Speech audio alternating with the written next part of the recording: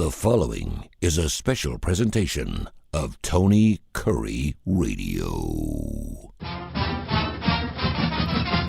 Welcome back to another UAB Director's Chair. He is the UAB Athletic Director, Mark Ingram. On the left-hand side of the screen, I'm Tony Kurre from Tony Kurre Radio. We do our show every single week. You can hear it at least 5 days a week. People are like, why do you run that show 5 days a week? We have 14 different podcasts. They run pretty much 24 hours a day. So no matter when you're listening to Tony Kurre Radio or wherever you get your favorite podcast, you can find this show, the UAB Director's Chair. It will be changing names to a show called The Inferno, which is going to include, Andy Kennedy and, of course, Trent Dilfer. The respected head coaches there, football and basketball, a little bit later on this August. So we're looking forward to that. So some big surprises. We're going to blow the doors off. It's going to be great. It's going to be all four of us, sometimes three of us, sometimes two of us. We may have some special guests. Who knows? Casey Dunn may stop by like he did last week. He did a fantastic job, by the way, for you. He did a wonderful job. I haven't talked to Casey probably in about 2 or 3 years. I thank him personally. And he's fantastic. He's a good guy. He's got a great heart. So that was great having him on the show.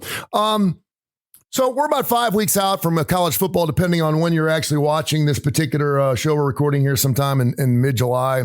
And we mentioned the fact that we have this Power Four or the Autonomy Four now with 18, 17, 16, and 16 teams respected. It's so funny because, I mean, it just seems like it was yesterday when the SEC, went from what was it, 8 to 12 or 12 to whatever it was when they brought Missouri and stuff. And it's changing so much.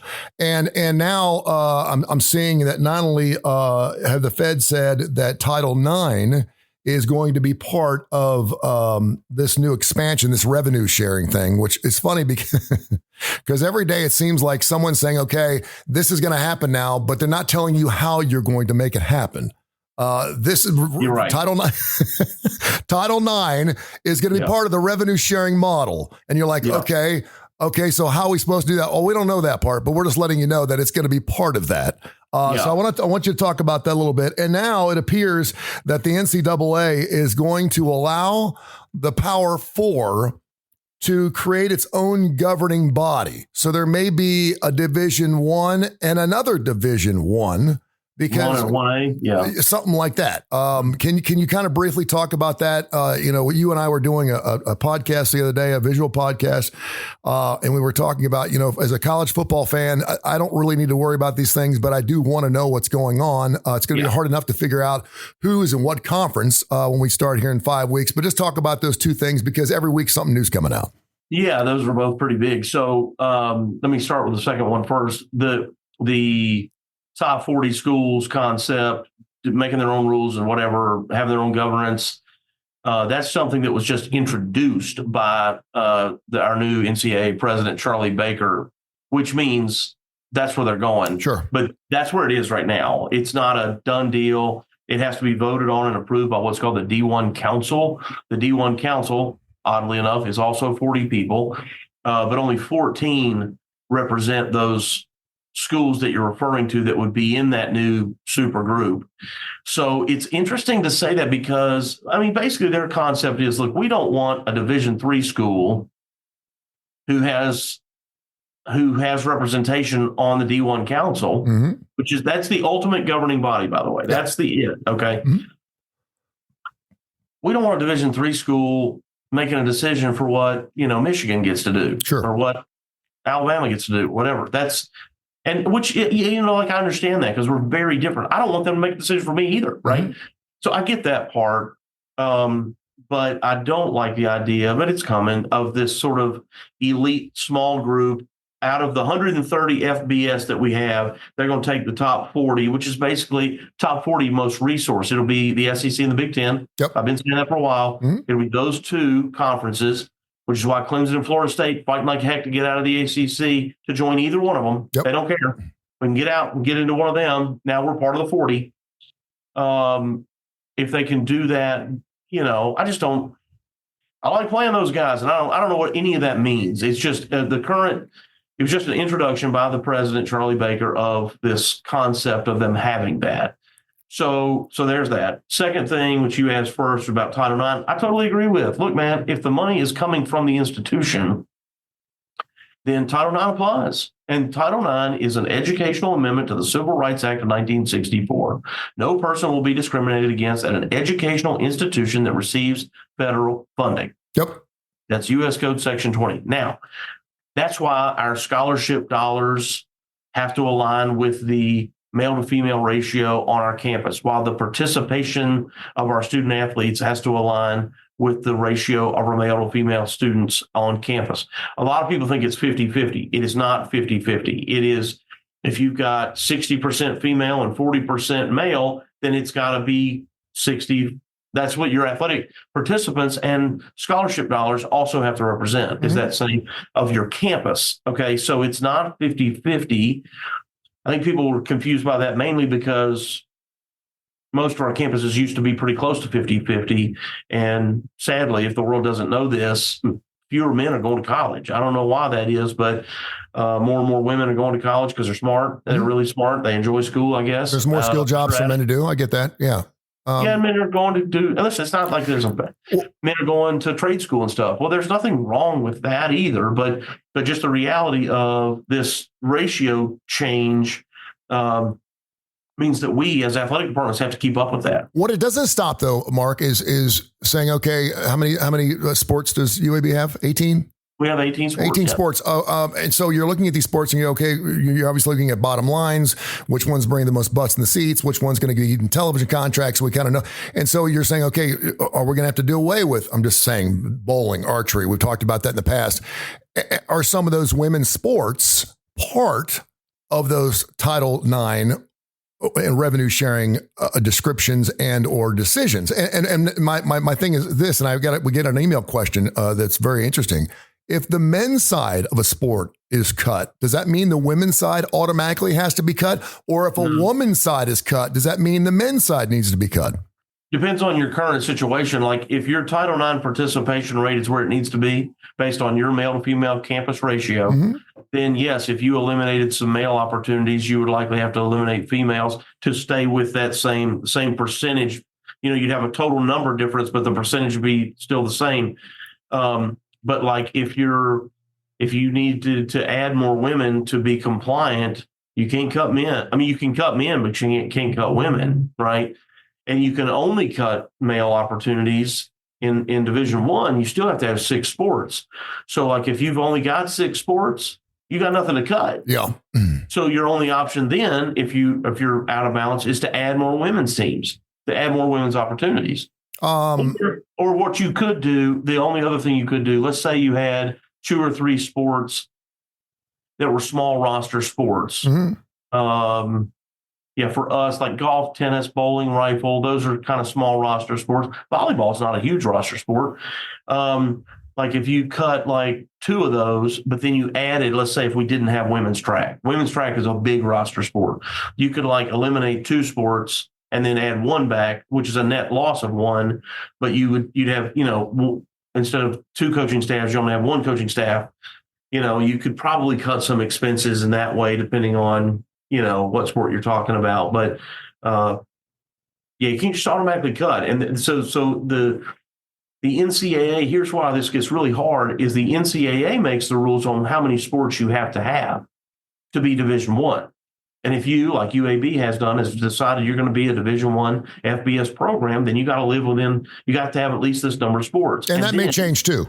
Yes, and you have to provide a certain number of scholarships within each sport, or else it's not considered a Division I sport. You can't just have it. That's the difference between FBS and FCS. Yeah. So here in Birmingham, the difference between UAB and Samford is the number of scholarships that we offer in football. Yeah. 85. I think they offer like 60. info@TonyCurryRadio.net. We get some email questions here. Chad in Mountain Brook wrote this a couple days ago. He wanted to know, recently he's been kind of surprised and amazed. He's already heard, and I'm paraphrasing this, he's always heard that it was really expensive to go from that FCS to that FBS level. We've seen it with James Madison. I think Liberty's done it the last couple of years. Yeah. Any of these new laws, antitrust regulations, will that be changing any of that? Because it's always been one of those things, it's too expensive to go from this division to this division, but evidently not, because we've seen a lot of it. It seems like it's happening over the last couple of years. How will that change schools that perhaps 3 or 4 years ago were thinking about making that move? Yeah, I think it is hard to do. James Madison is heavily funded through student fees. They got a lot of money, believe it or not. The athletic department has a lot of money because it comes out of student fees, a pretty big number. Liberty is a similar way, and they have a monster online program that and those folks who pay tuition, they're just able to do school remotely. It's not less expensive. It's just that they don't have a housing cost because they live wherever they live in Istanbul and get an online degree from Liberty, but they still pay some fees that contribute to athletics. So they've got they just have their institutional model is different than what some others are. And so, yes, it's expensive because you have to, the number one thing is the scholarship change. You've got this, you're going from, I think the FCS number, I should know this, and I don't. I think it's 60. Mm-hmm. 60 full football scholarships. You're right, yeah. And FBS is 85. So it's right from the start, you got 25 new full scholarships, and that's expensive. You're talking about, depending on your school, I don't know what it costs at Sanford to go to school. I haven't ever looked at that, but let's just say it costs $50,000 to go to Sanford. And that would be the cost of a full scholarship. You had 25 of those? Yeah. That's real money. And so then what you're also doing is that means you have to put clothes on those 25 people, right? Gear. If it's football, when we're talking about football, pads, helmets, shoulder pads, all this stuff, you probably have to have a bigger staff because you got more people. You got to have more strength coaches because you got more people. You got to have more trainers because you got more people. And now we're moving more people around, right? And we used to have a smaller squad that we traveled. Now we have a bigger squad that we travel. Can you move just one sport from a FCS or to an FBS? In other words, if we want to go college football, we want to be at the Division I level. Can we do that and leave all of our other sports? Sanford, okay, let's just use Sanford. They're already there. Yeah. They're already at the Division I level. Yeah. They are a Division I basketball program, just like we are. We just play in a higher level football conference because of our commitment to what we spend in football, which puts us at our higher level conference, which we would then say, gives us better visibility as an institution and all those things. But the only difference between them and us is our football rosters. So Sanford is already, they're already considered, they could be playing the big boys if they want to. Yeah. They could have, Sanford baseball, if they were successful enough, could have played in and won the baseball College World Series national championship. Coastal Carolina did do this. Yeah, they did. Coastal Carolina won it, and I think they were still FCS football. Pretty sure. Yeah, you're right. They did do this. Mark Ingram is the UAB athletic director for the UAB Blazers. UABblazers.com. Check out their website. Of course, they do wonderful work. Blazer sports, and they're all over the place. And of course, we're getting ready for college football. Cannot believe it's about 5 weeks away, depending on when you listen to this podcast, which is available on every major industry. Our brand new show called The Inferno, which is going to be seen everywhere, including, of course, a YouTube channel through UAB Sports and Tony Kurre Radio coming up a little bit later on in August. I had another interesting email question. Hold on, before you get to that, man, I'm going to tell you, this whole Inferno thing is going to be pretty incredible, don't you think? It's going to be awesome. It's going to be great. Yeah, this is a big step for us. I think people are going to love this thing. No, I think it's going to be something that, and I honestly, and one of the reasons I love being part of this, and I know you do too, is because I think we're starting to cut out or edge out or corner out something that's not been done yet. With Tony Kurre Radio, I'm not blowing my own smoke here, but I started this thing 4 or 5 years ago, and I saw where this was going. It had to go beyond the podcast thing. Okay, and everyone's got a podcast. Okay, so how are we going to monetize this, and how are we going to use these things in order to get listeners? And then you obviously saw that happen with our old morning show over in Jocks, and everyone's kind of cutting away. So I feel really good about where we're heading, the direction. I'm glad to be part of that. But yeah, this is going to be one of those things where, not only is the content going to be killer, because we're gonna have the coaches on there, but we are going to be doing it a little differently. This is not going to be post game or pre-game. It's not going to be all about X's and O's. We're certainly going to talk about games going on, but I always talk about pulling the curtain back. You're going to be a big part of that, and I love having you on. So yeah, I think it's going to be super huge. I think it's going to be great. It's going to look good. We're going to have special guests, and it's going to be awesome. It's going to be really, really cool. So, yeah, look, we've got this killer studio that we found live and in person, and we're going to be able to bring guests in, like you were talking about, our coaches. I think it's going to be a lot of fun. And you're right. I don't know if there's another school doing this. We may be precedent setting here with creating our own, media operation here to broadcast Blazer sports and what's going on in athletics and in all the other things that we talk about for fun. And if you heard, of course, the name Learfield, everyone knows who Learfield is. If you watch or listen to any UAB sports, Alabama, Auburn, anyone out there, you've heard Learfield. They're all behind this too, so they're pushing this through, which is going to be huge. And so, I'm all about multiplying this 10 or 15 times a week. I think this is going to be really good. I would love to co-host all these things on top of UAB and do all these other college shows. So it could be super cool. You were going to an email. Apologize. Yeah, I was. Info at TonyCurryRadio.net. Someone wanted me to describe Mark Ingram's day. And I would say now would be the best time to do it because during football season, basketball season, you probably have a lot going on. But could you briefly, without boring us to death, could you briefly tell me, go through what time do you get out of bed? What time are you out of the house? What time do you hit the office? And what's a typical day look for Mark Ingram during this time of the year? Oh, this time of the year. Fortunately, this time of the year is a little slower only because we don't have any games, right? Yeah. Like there's a portion of our staff that would ordinarily, if we had a basketball game tonight, like they're setting up the arena, they're setting up our the Champions Club and the Green and Gold Room, our two club areas. Our concessions guys are, getting their inventory all in the concession stand stocked and ready to go. And we don't have that. So that makes it a little slower because that also creates not problems, but just issues you got to tackle, overcome. Yep. So we don't have that, which is kind of nice. This is sort of the only time of the year really that people take vacation in athletics. I mean, not that you won't occasionally take a long weekend or something, but the month of July is your best opportunity. Now Andy Kennedy would tell you that's not true because it's a heavy recruiting period for basketball. Mm-hmm. So it's not, I can't throw a blanket over that and it'd be true for all of us, but like basketball is better sometimes like in kind of the late May time to take vacation. But so we've got a lot of our staff kind of doing that. Point is there's not as many people around. And so it's a great planning period time. It's a great time to think, 6 months from now when we play Rice, we're thinking about the Rice game could be the game where we do whatever. I don't know which guy off the top of my head. I can't remember which game is our salute to service game, but it's not Navy, which is funny. It's might be UConn. Yep. Because I think UConn is closer to Veterans Day. Mm-hmm. But anyway, or Tulsa, one of those.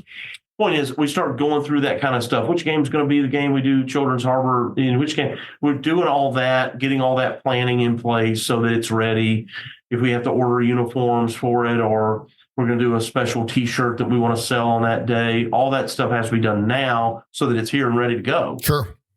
So there's a lot of that kind of thing. What time I get up usually depends on what the night before was. Like if we we have a small staff here at UAB. And so how I think about this is different than when I was at some schools that had more people. I used to be, I don't care if we had a basketball game last night. I want you in here by 7:30 tomorrow. Sure. And you're burning the candle at both ends now, with your people. And so I'm a lot more flexible than I used to be on that. People have children, they got to take them to daycare. And so I'm pretty good. I've got 4 kids, so I've had to go through that. I'm much better than I used to be about that. But Casey Dunn was in my office before that we started this podcast this morning. I've been on the phone talking about our collective and raising money for NIL. That was most of my morning today. And this afternoon, I've got a meeting with our business folks. So every day's different. You're meeting with whether you got player issues, contract issues, you're trying to renew or extend a contract with a coach. You might be meeting with the legal team. Be doing that tomorrow, having some of those conversations about some of our staff, trying to, extend some people and do some things. And so, no 2 days are the same. That's one of the things that makes these jobs fun and exciting is you don't just get up and go and do the same mundane thing. Now, some people out there listening love getting up and doing the same mundane thing every day. Their job never changes. They don't like all that change, know. So it's kind of like, what is your cup of tea? But I might have a breakfast meeting at 7 a.m, or I might not have a meeting till 9. Just depends on the day. You may have a podcast at 5:30 in the morning. You never know. If I'm calling you, you're up ready. It's interesting too, and I'll say this, and this is coming from the heart. Obviously, I did a show with an Alabama guy and an Auburn guy, so I was and I've always been a UAB fan anyway, so it was a perfect fit, and we kind of made light of that. And then obviously I became a huge fan. My son loves UAB and all their sports. And it's interesting because whenever we do something with you, I see the Brad Hardicott. And I know those guys are working their asses off. Yeah. It's like I could see them, at 12 noon. And then all of a sudden at 1:30, there's a lunch downtown and I run into them again. I'm like, what are you doing here? And they're like, oh, we're sponsoring this. And then I see them at a ball game 4 hours later. And I'm like, wow. And these guys are getting after it every day. So kudos to your staff. And I know hard work pays off. And so, you're heading in the right direction. Speaking of hard work, we have a few minutes left. Something you and I discussed a little earlier this week about the most underrated classic rock bands of all time. We always try to do a thematic type of thing because it is a little slow right now. There's no slow time for Mark Ingram and Tony Kurre, all right? We always got things to talk about. It's always important. But when we do get into football and basketball season, obviously we're going to have a lot going on and we're going to jam it into 30 minutes. But we do want to talk about some other things because I love classic rock and I know you do too. And I was wanting you to give me some of your most underrated classic rock bands. Now, I've seen several lists, and I'll throw a couple of these out here. This particular one has the Rolling Stones as the most underrated classic rock band of all time. That may have something to do with the fact that it was the Rolling Stones against the Beatles at the time. Did they steal some of their thunder? If the Beatles had never happened, how big would the Rolling Stones have been? I mean, that says the Rolling Stones weren't big. Yeah. The Rolling Stones are huge. They are huge. And right now, as a matter of fact, I just saw a story this morning in lieu of what Roger Daltrey has recently said. He said that these set lists, these companies are putting these set lists out that's killing rock and roll because everyone knows the music that's coming up and he hates that. The Rolling Stones now have agreed that they're going to have like 4 different shows. So they're going to do 40. So they don't know what show you're going to get. And smart. If you see one show, you can go see another show, and it's going to be like seeing them all over again. It's really smart to do that, right? They're really not going to have time. But the Rolling Stones are one of the only bands, and you really think about how many bands out there could fill up a stadium. Yeah. I don't know why this name. I'm not sure why the name is on that list. You just mentioned one that we ought to mention. Yeah. The Who. Yeah, I mean, if you're going to say the Rolling Stones, the Who's not on this list. But if you want to talk about being underrated, it depends on what you consider underrated. UFO, UFO is one of those bands that I have heard for 45 years. Since every classic rock station I've worked at, people are like, will you play some UFO? And I never knew who UFO was. And about 10 years ago, I said, you know what? I'm going to put this to rest. I'm going to go pull this band up and I'm going to listen to this music. And I still don't get it. I don't understand what the big deal about UFO is, but there are UFO fans that absolutely love their band. The Raspberries, I mentioned Triumph, one of my favorite bands of all time out of Canada. Rick Emmett can still just wail it. I think one of the most and really, Mark, if you listen to Triumph and didn't say they were a classic rock band, you would think they're a Christian band. I mean, almost every song, Fight the Good Fight, Magic Power, if you listen to the only thing they're missing is the word Jesus in their music. I'm not kidding you. Go back and listen to their music, man. You want to talk about some uplifting, never surrender. I mean, all their music is about don't quit. And there was a band, kind of a hair band in the late 80s that was very similar to that called Striper. Yeah. And they didn't want to be known as a Christian rock band. No. They got after it. They rocked because they knew that if they were known as that, they weren't going to get played.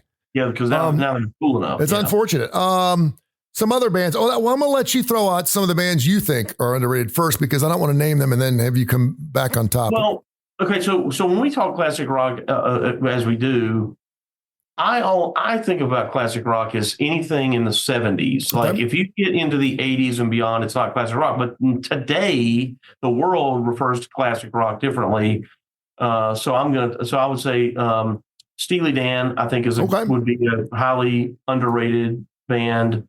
Were you a Ted Nugent fan? I was, yes. Yeah, I think Ted Nugent was popular but kind of underrated. When he came back in the 90s with that group that he formed called Damn Yankees, and they had a hit or two that were good. But he was part of the Amboy Dukes. Do you remember that band? The Amboy Dukes, and they also Hold Your Head Up, Argent. Ted Nugent was in Argent, Hold Your Head Up. Yeah, I know the song. He was in that as well. I didn't know that. Okay. Yeah. And sang some of his own songs, but normally would come out and would have some type of singer that would come on. He did the Wang Dang and Maserati, and he did all those songs. Well, so a couple others that I've thought that are not what I consider classic rock, but again, the world does, that I thought were underrated. Scorpions, I think. I thought they were really good. Highly underrated. I think I thought Whitesnake was really good. And if you were to Google members of Whitesnake, there's like 18 different people that were on stage. It's just 4 people on stage at one time. And still on tour, by the way. Still on tour. Different. But when they had the lineup that included Steve Vai, I was like, man, they're really good. They're really good. And I think he was only on one album with them, but they had several albums, but they were never really thought of as big. But they had several albums and a lot of hits. And then going old again, and we've talked about these guys, the Kinks. I love the Kinks. Yeah, I do too. One for the Road. One of my favorite albums. I mentioned One for the Road. It's really bright pink with blue and green on it. Live album. And back then I was 14, 15, and I would buy the live album because all the hits were on it. And my brother would go, you don't want the live album because it's the live album. It's not going to sound like it does in the radio. And I fell in love with One for the Road. It was the first time I heard Superman live. You Really Got Me live. I mean, it just rocks. I mean, it's just, You Really Got Me live as opposed to the studio. I want to go through this top 25 list through some. They used to take razor blades and cut the speakers to get that rough, jagged kind of sound, which is cool that they came up with that and were, I guess, brave enough to hey, let's take a blade and let's cut this thing and see what happens. Well, it's good they used the razor blades for something else too back in the 70s. The Kinks 25, Deep Purple 24. I mean, Richie Blackmore, Deep Purple. I don't look at them as underrated because any person plays guitar starts with dun dun dun dun dun dun. Blue Oyster Cult.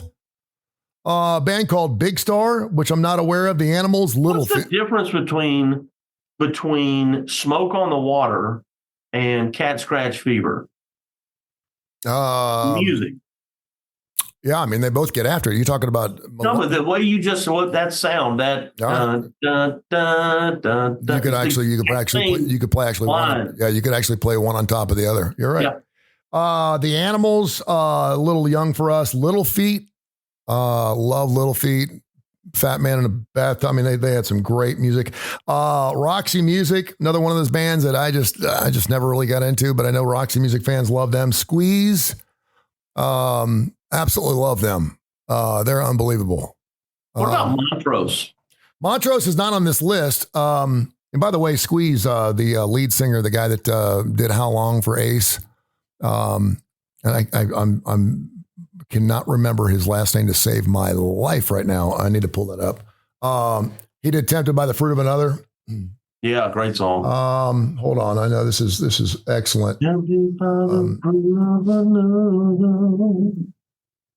Paul Carrick was the guy, and he did How Long. He also sang with Mike and the Mechanics. Yeah. Did My Father's song, and he also did Through the Years. Did a couple. He's been sang with a bunch of different bands. Warren Zevon.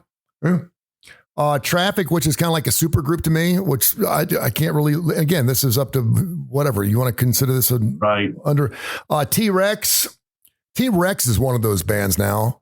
Bang a Gong is the only song that most people know from T-Rex, but man, anyone that's been in classic rock for a long time will say that they changed music as we know it. The Moody Blues, April Wine, Thin Lizzy, Mountain, Grand Funk Railroad, Uriah Heep. Thin Lizzy's a good pick. I like that. That's a good pick. I would agree with that one. Uriah Heep, Stealing When You Should Have Been Buying, Savoy Brown, Wishbone Ash. Have no clue. Do you know that band? No. What about Cream?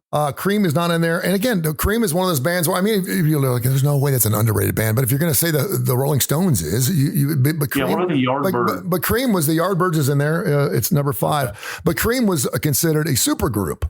That was one of the we actually did a thing on this show about super groups. We did. We talked about that. And he was Eric Clapton. It was only the big dogs. They all got together. And it's like calling the damn Yankees an underrated group.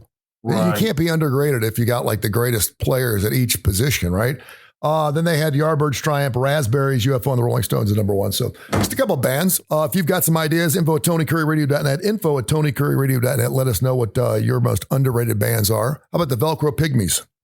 Oh, let me tell you something. I almost proposed to my wife at a Velcro Pygmy show. Really? That is not a joke. I considered that as an option. We saw the Velcro Pygmies in college all the time. I love them. They are a great performing They're great. 80s cover band. They are so good. I can't believe they're still playing. I know. These dudes are still playing. And I mean, I don't know what their age is, but it ain't young. They still got their 9 to 5 jobs. Yeah, they get their 9 to 5 jobs, and you get to pay a pretty price. I want to say it's about $6,000 or $7,000. You want the Velcro Pygmy, and they play and they sell out everywhere they go. That's it. Yeah, I don't think that's a lot. They're incredible. You should do a post game concert with the Velcro Pygmies at a UAB football game this year. Do you know that when that would actually be pretty fun? Hank Williams Jr. did the song for Monday Night Football, All My Rowdy Friends Are Here on Monday Night. Yeah. The NFL had some sort of, I don't know if it was an audition or something to that effect, for bands to come in and play a song that they wrote to and then pick one.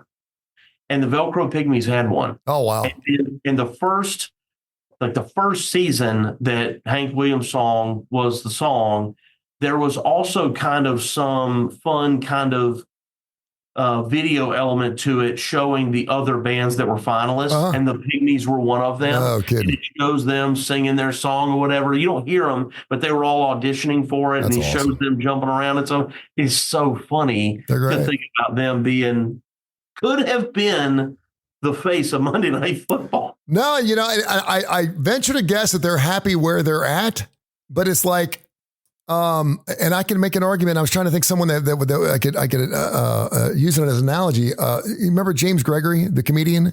Yeah. James Gregory, who just passed away, by the way, about a month and a half ago. He passed away about a month and a half ago. Yeah. I didn't know that. I saw him once. He invited me to his house for a Christmas party as a date.